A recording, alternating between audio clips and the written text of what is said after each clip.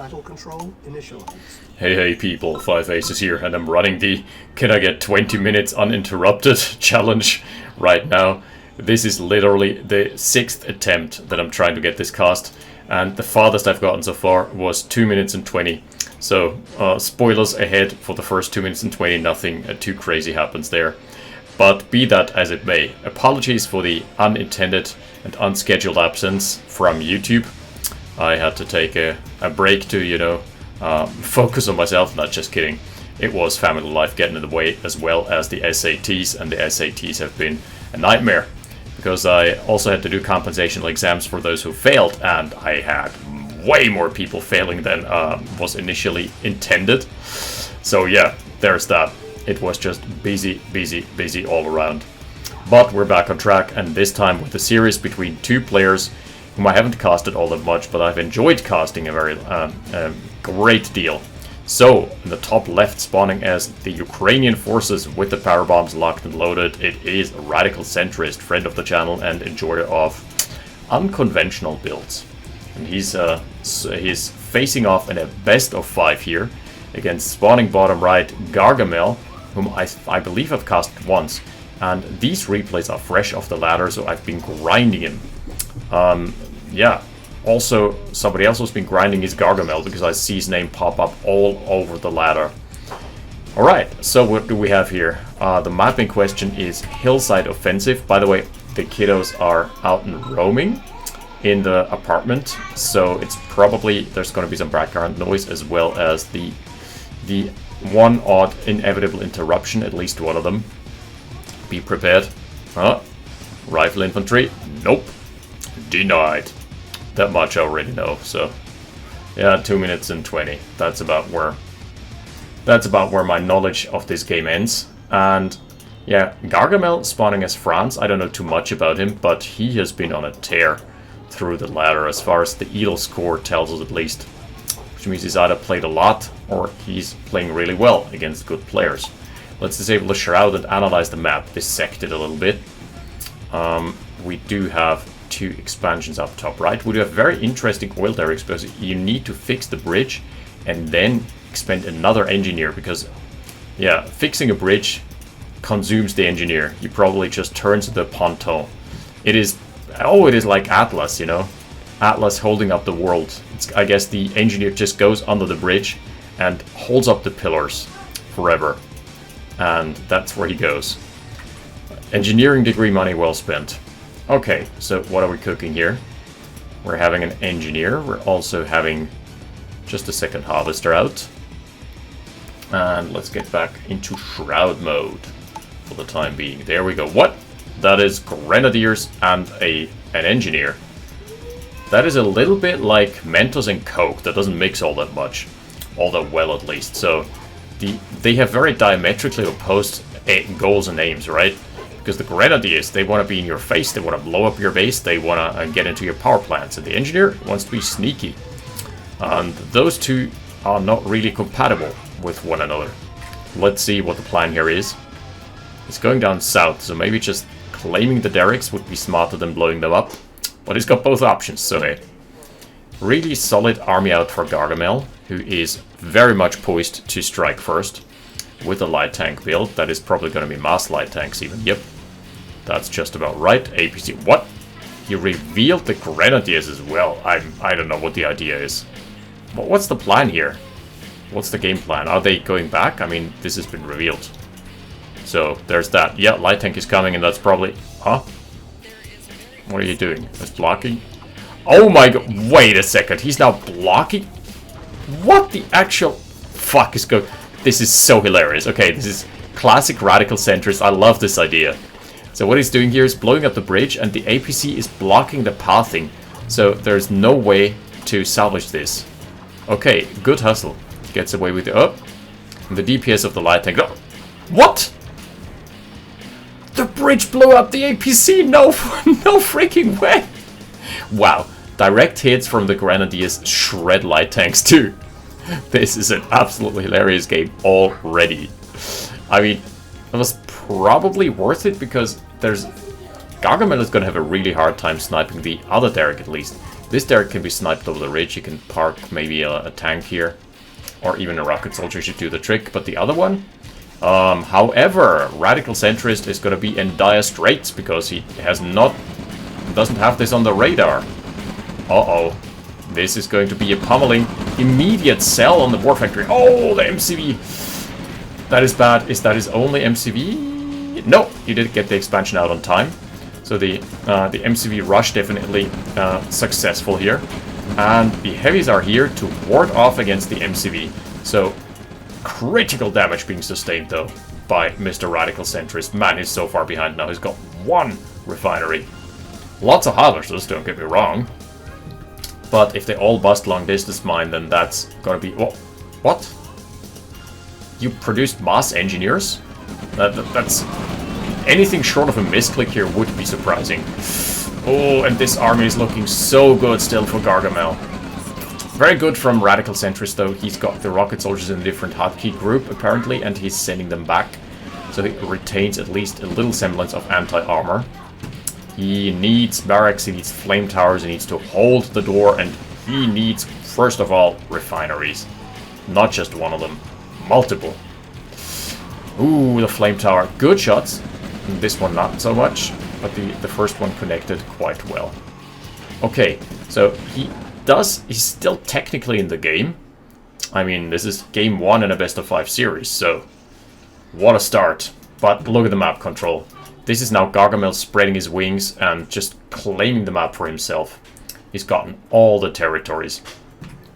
And there is going to be just one ore truck. Okay, the economy is actually not that bad for RadicalCentrist because he's going to be up 4 oil derricks. Are we looking with regards to harvesters? 7 over 5. His eco is actually massively hit. Plus a second refinery coming online now. Light tanks though, the pressure is not off. Pedal to the metal. He is not letting loose. Good connections from the first tank. The war factory is back up, but there is another secondary army. Is it going to kick him into low power? Let's check the basics. Just barely not low power. The flame tower hit's not so good. But somehow RadicalCentrist has held on, clinging on to a semblance of hope in this game. With 4 derricks, with an engineer stranded. Man, the other engineer just died in the explosion of the bridge. RIP. As well as the APC. This guy just doing some push-ups. Where are the others? Okay, he's missing 2 more in the engineer flock. Okay, the army exfiltrates. So Gargamel is repositioning, which is smart. You have retained your army. But it gives RadicalCentrist some time to recover at least. Some more breathing room. I guess he's relegated to light vehicles for the time being. He's building a radar dome. That is a bit optimistic. Strikes me as something only RadicalCentrist would do. Only a madman would go there. Problem is, it gives you access to V2 tech. Uh-oh. But V2 tech is probably not what he wants right here, because V2s are not good at the defense. Oh, the infantry lines, they're melting, and this is going to be an absolute clusterfuck here. APCs are going in though, and the cavalry charging. Didn't get all the rocket soldiers, but he has probably delayed enough to the point where he's probably only gonna lose his ore refinery. I mean, I'm saying only, but that is the backbone of his economy. We're back down to 2 ore refineries. Lots of long distance mining here. But I mean, who needs that when you've got the derricks, right? Right? Okay, on the rebound, some bits and pieces of the army get shaved off. But we're still competitive, still in the game. One more tank to the left, and expansion is coming online here as well. Yeah, the first oil derrick gets sniped. It's not going to be so easy for the second one, because I believe that's out of range. That is going to be 6 cells. We are actually on even footing in terms of the map control. Just needs another refinery here. RadicalCentrist does have the tech lead too. 2 V2s, I'm not sure if I like that. Oh, what? That is a fake base. Maybe fake refineries, fake harvesters as well? Well, I don't know why he's building that. That costs a lot, that doesn't do much. especially not if your opponent is scouting. Okay, the first V2 has been announced, and there is a push ready, geared up for RadicalCentrist. This is the first time he's getting into the other side of the map, outside of that APC that was very, very ill-fated. Very short-lived too. Only 5 rockets in this mix here. This is not the great Omnom, what was it, 15? No, like 10 and 5, the Omnom 10 and 5 build, I believe. 10 rifles for 5 rockets. And that always used to be an insane base-busting composition, but it died to infantry so fast. One more harvester going down here. Oh, Pillbox is probably gonna stop these shenanigans. What are we gonna have on the right-hand side? There is gonna be a counter push. Oh! Oh, the Conyard is under siege. And the APC has already sniffed out the ore refinery. So if he focus fires down the ore refinery, it's probably going to be a small victory for him, despite him probably losing the army in a hot second. Let's see though. Oh! Decent shot. Decent shot. V2 must reposition if it wants any chances at survival. Nope. Oh, never mind. Goes down to the rifle. Rip. Lots of rockets here. Okay, this has been way better for RadicalCentrist than expected. What is the kill ratio? Even. Very, very even. And the economy is telling us that RadicalCentrist is now pulling ahead in terms of the assets. His long-distance mining has paid off. Look at that. He has mined out his natural. He's mined out basically his entire map. His entire half of the map. And now he is pushing. Do we have a Tesla coil lined up? Production. Oh yeah, it's coming indeed. Tesla coil about to be online in just a couple minutes. Is that the rebound of the century? I swear to God. I felt this game was over after minute 6. But no. V2 rocket launchers, though, really hard to use on the defense because the projectile travels very slowly. Tesla coil is going to be beautiful. Yeah, it travels very slowly, gives the opponent ample time to react. Oh wow. Rifle gets the killing blow on a pillbox. Alright, that hospital in the middle, looking a bit bruised, a bit worse for wear. But it fits nicely into this Soviet aesthetic. Oh, the push has been scouted. First Yak announces itself, but also gets a decent chunk on the infantry. Harvester is repositioning. And this army is probably about to be pincered. RadicalCentrist is trying to combine his forces now. And 2 Yaks out in the sky. They can go for a really good angle. Okay. In comes the spy plane. Nice dodge on the missiles. On the rockets. We've established this on the channel before. The difference between rockets and missiles. One of them being guided and one being unguided. Oh, this could be big. Decent start. But it's on Vet 1 already. So the has definitely done a number of a number. Oh, that was bad.